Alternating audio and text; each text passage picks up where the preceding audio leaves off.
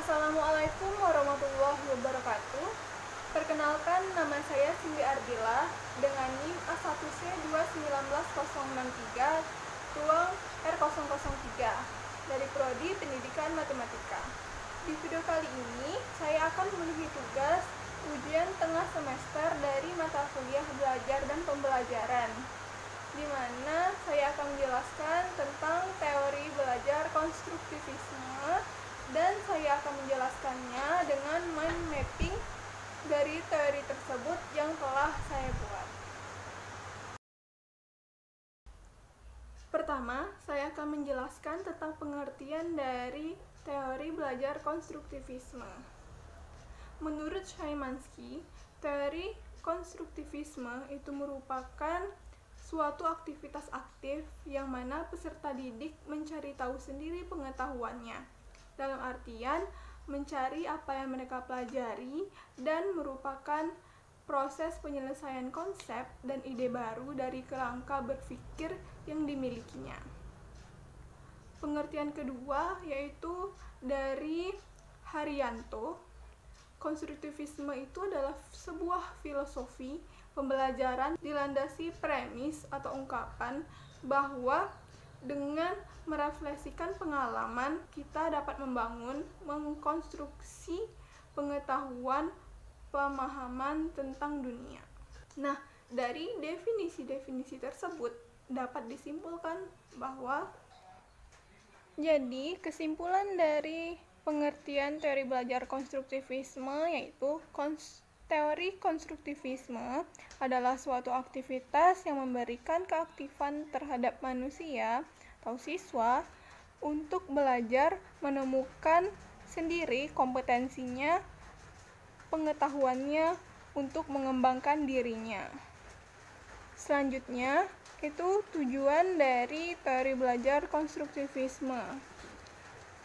Tujuan yang pertama yaitu untuk mengembangkan kemampuan siswa dengan mengajukan atau mencari pertanyaan. Tujuan yang kedua, mengembangkan pengertian dan pemahaman tentang konsep. Konsep yang dimaksud di sini yaitu konsep dalam pembelajaran yang terjadi di dalam kelas.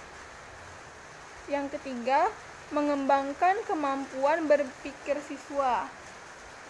Jadi, siswa harus memiliki kemampuan untuk menjadi pemikir yang mandiri serta menekankan pada proses belajar. Selanjutnya, poin yang ketiga yaitu tentang karakteristik dari teori belajar konstruktivisme. Karakteristik yang pertama yaitu memberikan peluang kepada siswa. Peluang yang dimaksud di sini yaitu peluang dalam membina pengetahuan yang baru yang akan dilakukan oleh siswa tersebut.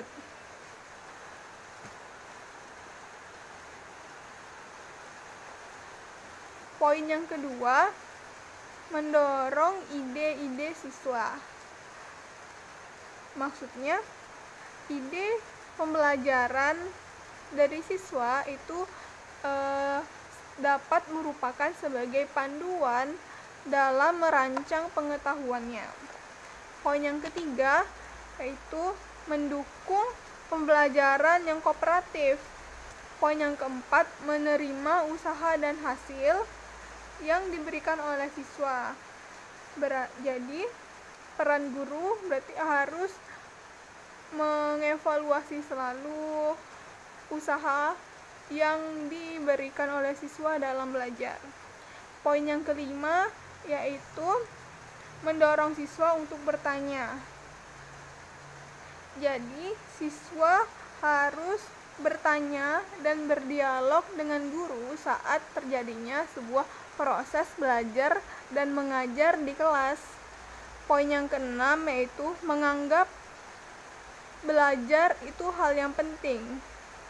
Jadi, proses pembelajaran tersebut akan mudah diingat oleh siswa materi yang disampaikan oleh guru. sehingga siswa tersebut paham akan hal yang dipelajarinya. Poin yang ketujuh yaitu mendorong proses belajar.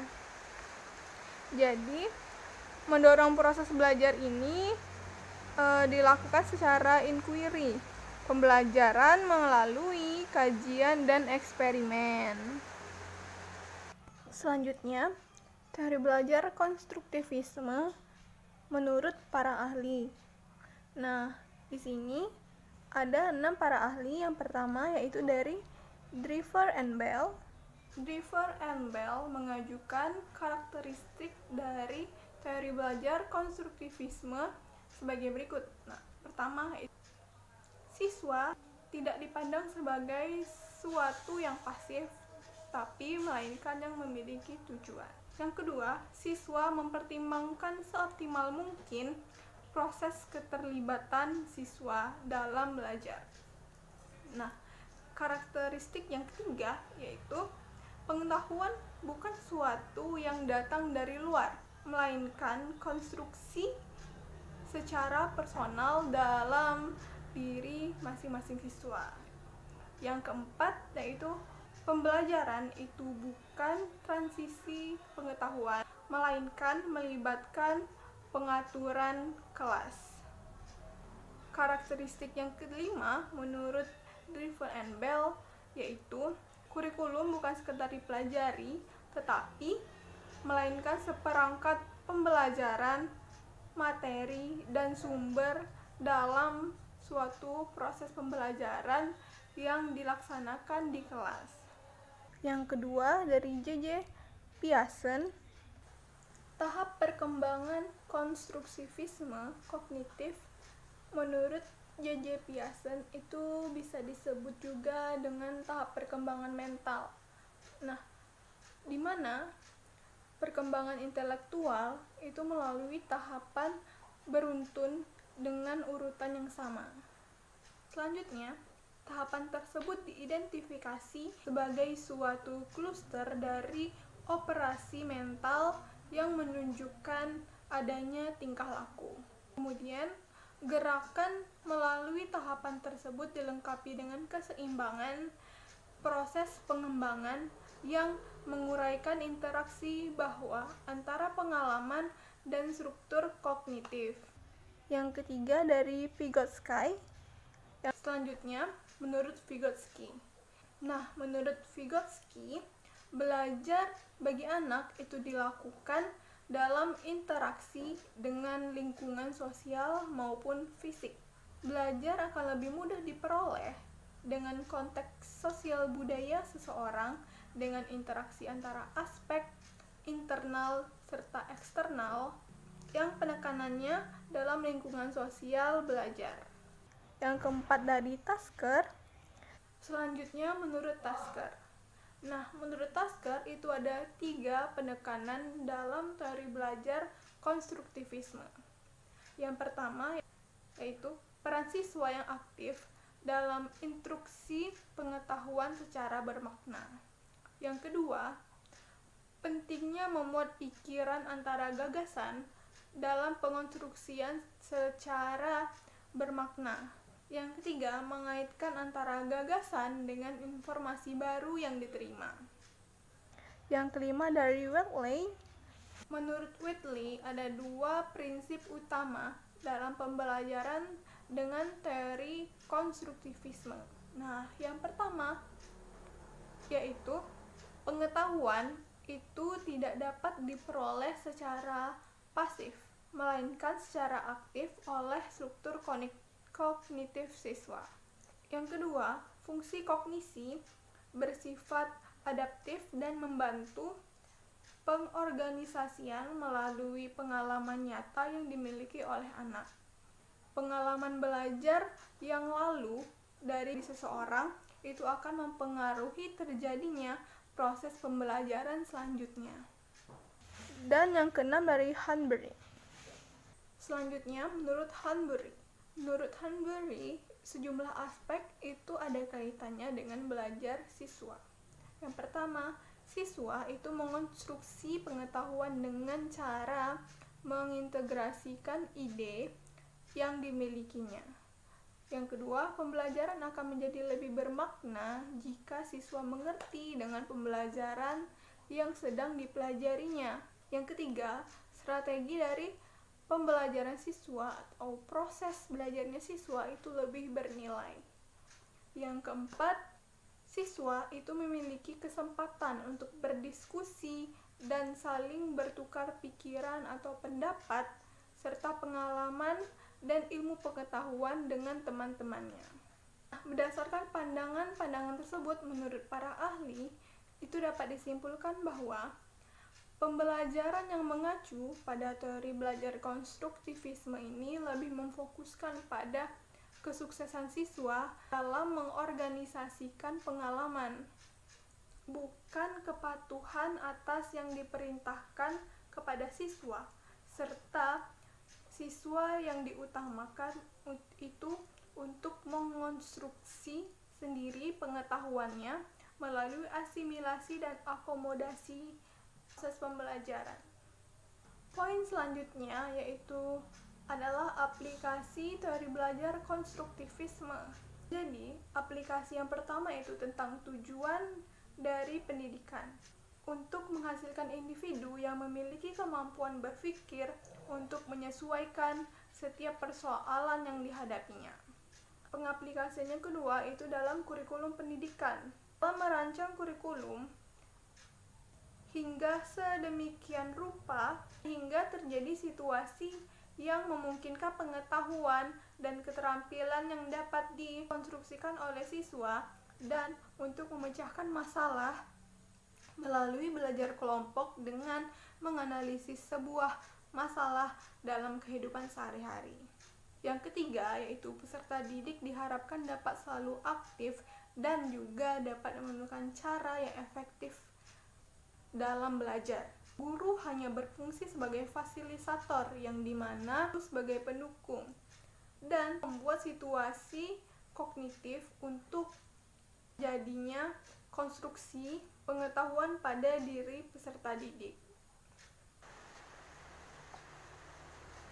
Selanjutnya yaitu tentang contoh kasus pelaksanaan pembelajaran konstruktivisme.